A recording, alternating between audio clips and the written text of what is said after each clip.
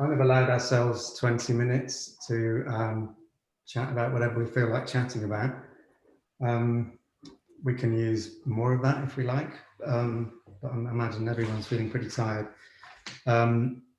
So we kind of jotted down a few ideas, but absolutely feel free to kind of propose what you think is interesting to talk about. So one of the things I thought actually that's really sort of stood out today was the way a couple of themes were kind of kept recurring. So one was program synthesis and the other was kind of data science.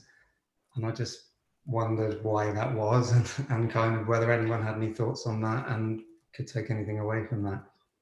I guess a recurring theme to me is this kind of data-centric sort of way of thinking about things, or value-centric, like the pain interface that Brian just mentioned.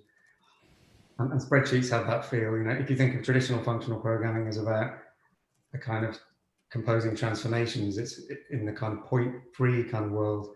You don't really see the data, you just have pipes that you compose together. And this is almost inverting that, where it's a kind of data-centric world where we're only interested in the values and the transformations are kind of hidden behind the values. And that seems to be very thematic. And I just wanted to throw that out there as in case anyone else wanted to comment or indeed comment. I have a hot take on that if folks will indulge me. Hi. Yeah, I just jumped in for a hot take. I mean, to your question about data scientists, I mean, I think, Mary Beth obviously could talk about this a lot more, but I mean, just for myself and my students, I think my hot take is that I'm like pretty bored of targeting general programmers, right? It's like, maybe Jonathan can rant about this too, right? It's like, it's been 30 or 40 years or whatever, and general purpose software engineers are not going to adopt these sorts of more advanced visual tools because they're stuck in all this legacy stuff. And data scientists are just an exciting population, right? They come from different backgrounds. They don't have the preconceived notions and legacy that software development does, right? So like, one of my other students, Sean Cross, he does a lot with the R community, right? So it's like, the R data science community grew up in this parallel bizarro universe where, for them, programming is something really different than people who grew up in software engineering. And it's, they don't come in with the same kind of preconceived notion. So maybe these sorts of tools could see better adoption because they're like, oh yeah, like we don't have a big legacy base of what to build on. And also a lot of the, maybe Mary Beth can talk about this, a lot of the data science programming is more exploratory, more throwaway. So they don't need to worry about like, oh, we have to support this gigantic 100,000 line code base. We could just write these 10, 20 lines and use maybe one environment to write some kind of code. And then maybe we can use another environment to write another thing and put it all together in this heterogeneous notebook format. So other folks should jump in.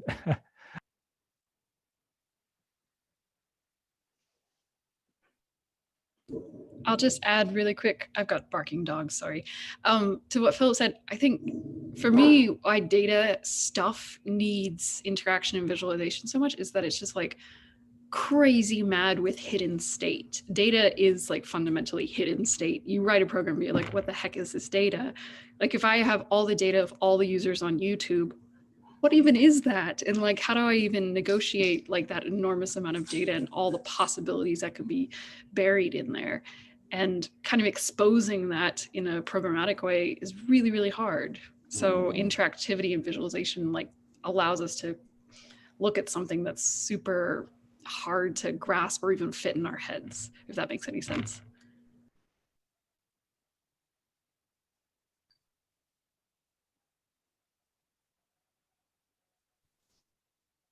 Yeah, I think one thing another thing I was struck by that kind of relates to what you just said and Philip's point about kind of data scientists versus general purpose programmers is, unfortunately, much of data science is kind of polluted by what it inherits from general purpose programming, through Python and so on. And a lot of what we saw today was about kind of dealing with things like side effects in code that really is crying out to be functional. And I'm kind of wondering whether there's a kind of data science 2.0 that's really a lot more functional and stateless. And we have these kind of notebook-like views of the intermediate states because we care, as you just said, Mary Beth, very much about these intermediate values.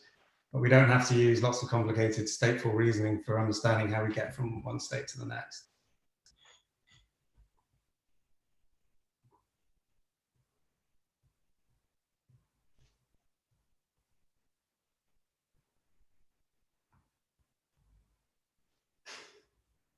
That's fascinating. I like how you use data science 2.0. That sells it. That sells the idea. You just got to put the 2.0 on there, and then people are going to start reading your blog posts, and the managers will come flocking. One drawback, at least this is a hot take, sorry, that I've seen about functional programming in the context of data. So Google has this product that I'm not going to name that is like a super functional-ish way of doing data processing at huge scale. And it makes sense in terms of like, oh, we're going to add this function on top of function on top of function, and everything just like flows nicely. But it's really, really, really, really, really hard to debug because in the functional world, everything is clean and nice and beautiful, and data is usually ugly and stupid and messy. And so when you have a super functional sort of like workflow, trying to like debug crazy weird state that you end up with because you're messy ass, sorry, cursing, your messy data is just really hard for people to debug. So that particular language is just very difficult to use, even though it's beautiful and functional, if that makes sense.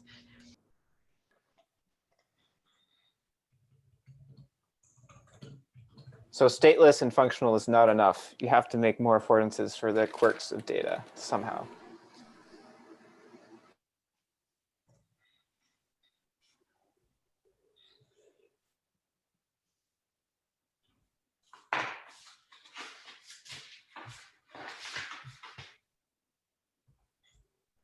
I think it's nice going after the sort of thinking of data science as a new kind of community of users as well, because they have a very different set of needs. You know, things like reproducibility and kind of communicability are much more important in data science than they are in regular programming. And I think that kind of forces us to think about the tools differently and the roles of tools and the roles of programs.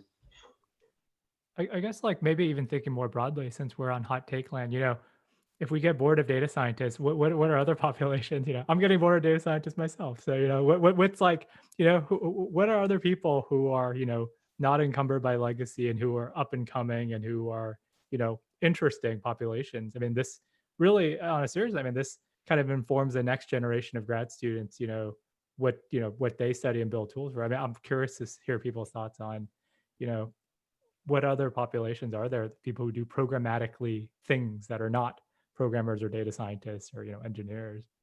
One perspective I'll add to that from my own talk was on live coders in the music and visual arts, which, you know, definitely has a different flavor than data science in that you know, there's less industry money behind it and perhaps less opportunity for grants.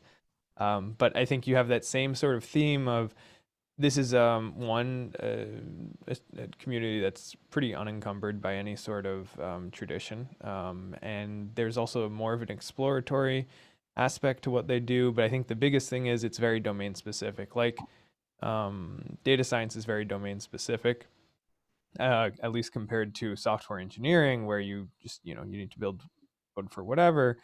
When you're dealing with music or when you're dealing with visual coding or dance or whatever you're live coding, you are able to leverage so much of this domain specific knowledge into building interfaces and tools that can be so much more supportive than something that has to work, you know, for whatever C++ code you're writing. Yeah, I think that's a really, really important point, and it actually applies to data science, I think, as well. It's, you know, I think the tools that people are using to do data science are actually too sort of domain general for actually a lot of the problems that people are solving, and that adds a lot of complexity into these kind of notebooks that is kind of redundant. It'd be interesting to think about, I mean, some of the stuff going on in, say, array languages and, you know, languages for more natively expressing the things that people are doing in data science. Perhaps the same could be said for visualization as well. Maybe there's scope for kind of more kind of intrinsically visual languages. I mean, the main thing you do with data is visualize it. So maybe we can make that more natively supported. I could throw in, I'd like to concur with the feeling that data science, I've gotten tired of it.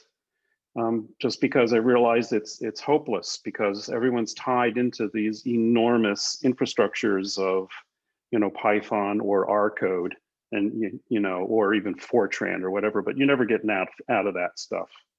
So maybe we should be looking more towards the horizon, as I think Rolly, you asked. And one thing that continues to be a hot thing is the so-called low code and no code. People just have an unending need, and this has been going on forever. It just keeps getting renamed. You know, now it's no code. It used to be 4GL, for just simple applications. You know, stateful applications with a user interface in front of a database, and nowadays it has to be networked and social and so forth.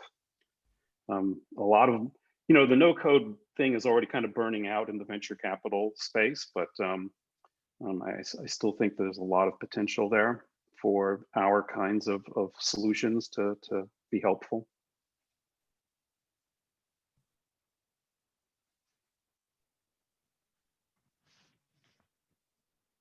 The question I always want to ask at the end of these is, of all the people here who've participated, you know, we call this live programming, but is that the right word? Did that really work for you? Did that feel like it fit you, or is there another word, adjective, something that would better fit your interests?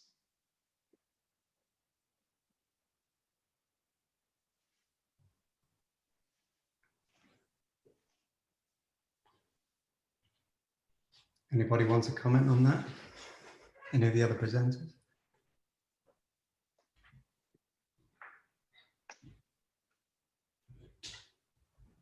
I will say that I feel like my own interpretation, you know, I was talking about live coding in my own talk, and that's a term that is left very ill-defined purposely. And I get a similar sense from live programming, which is actually something I really appreciate, that it keeps the door open. So I feel like it's hard to point to something and say, oh, that's live programming and this is not live programming. Aside from maybe, you know, some extreme cases, but, you know, once you're in that middle space where it's sort of like, there's a lot of space where we can work here. I think this is, you know, whether or not there's a better term, this idea of having some space that you're working that has that flexibility to say, okay, it's, you know, we're sort of in that space. There's no real edge to the space, is really helpful for me. To be able to work on live coding and then connect it, say, oh yeah, this is kind of like live programming, sure.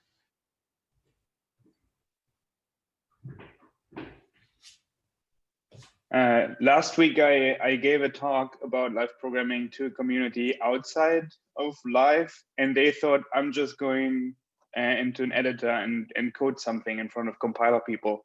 And that was not what I was doing, obviously. So maybe we should come up with a different name. Maybe it could be responsive programming or something, rendering anything else unresponsive. I don't know. Just an idea.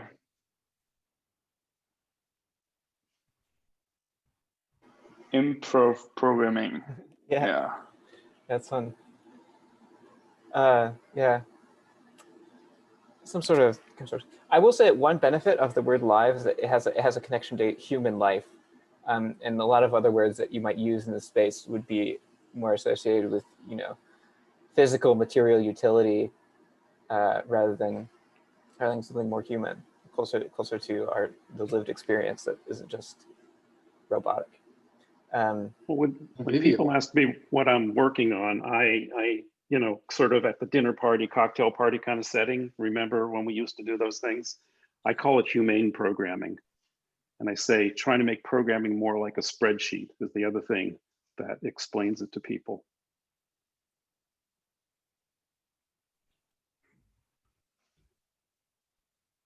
Yeah, or, you know, the convivial computing salon uses the word convivial, which is, again, it's idea of life.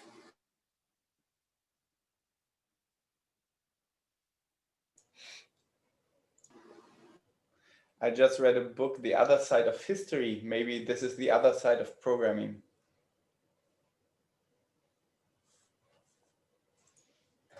When the history was mainly about only the kings and all those conquerors, and the common people were the other side of history. maybe we'll only kind of have succeeded when it's no longer called programming at all. You know, when we've forgotten that there's programs, there's just stuff that we kind of manipulate and work with, and it kind of, you know, it's like a medium that we can tangibly manipulate. Well, I guess speaking on that theme, I mean, an idea for future years is, you know, if there's more time, is to actually do some live programming, right? So like, you know, taking some of these systems that folks have presented and, you know, and just trying, you know, I mean, obviously it would be harder for other people to try it out if they're prototypes, but just having the authors themselves just actually try it out and people make suggestions and be like, oh, can you actually, you know, build a more sophisticated visualization with this, and kind of scratching your head to figure out how to do it. And maybe if there's kind of parallel rooms or something, then, you know, we can parallelize that time. That could be kind of a cool experience, right? So instead of, you know, 5 hours, instead of just a lot of talks, is, you know, we'll spend, you know, the 3-hour session where the authors actually just are at their systems and doing stuff, and then people can come in and talk with them and stuff. I mean, a lot of industry conferences have these, I guess they're more tutorials, right? They have like, you know, a 3-hour tutorial learning how to use pandas or whatever. And it's really just people in front of their computers just trying it. So that could be kind of cool, because, you know, these systems are, you know, we're giving talks on them, but it would be cool to actually just see them at work. Just giving folks more work to do. But yeah, live music programming is full of, you know, improvisation, and where you can just think, oh, I'm going to do this, and then do it. Or if someone can, I don't know, shout something out and describe it to you musically, then you can go and do it. And I guess that's the dream, to be able to just, I want suggestions from the audience about this, what software to make in front of your eyes in less than 10 hours. Yeah. Fashion, and to be able to just do that.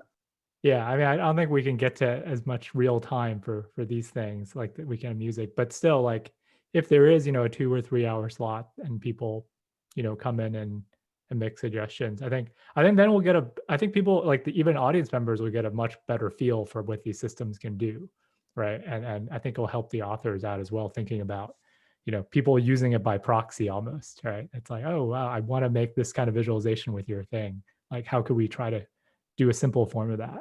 That'd be cool.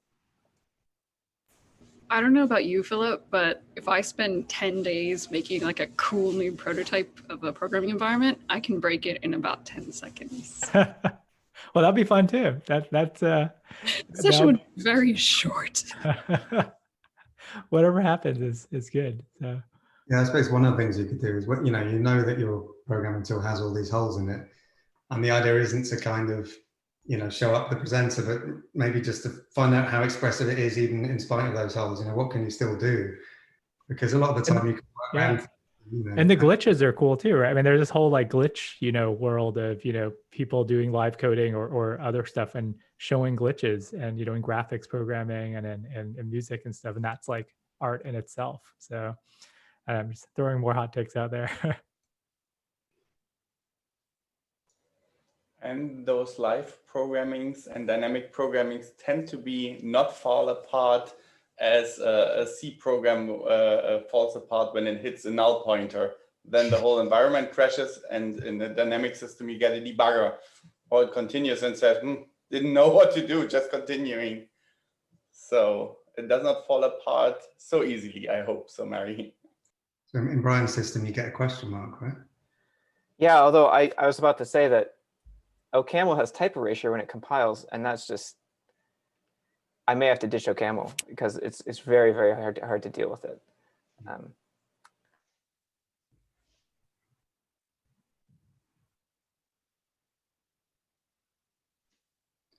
Okay, we've used 20 minutes, so how about we take a break, because I'm sure people have other things to do.